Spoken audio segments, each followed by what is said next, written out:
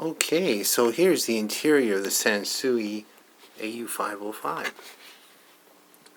I have recapped, let's see all those red caps in there, the preamplifier board and retransistored it. It's a matter of taking stuff out and putting it back in. But here's a mod. This is the shield right here. Goes over the phono preamp. And here's the mod, real simple one. The interior of it does not have anything to insulate it. So I used some of this craft store sticky foam, cut a piece the size of the area where it might contact. And this is what I noticed. I actually put this shield back on a few minutes ago. I was testing the phono, and when I tapped it, it was humming.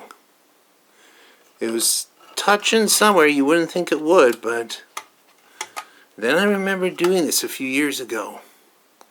So it's inside like that. There's the contact areas.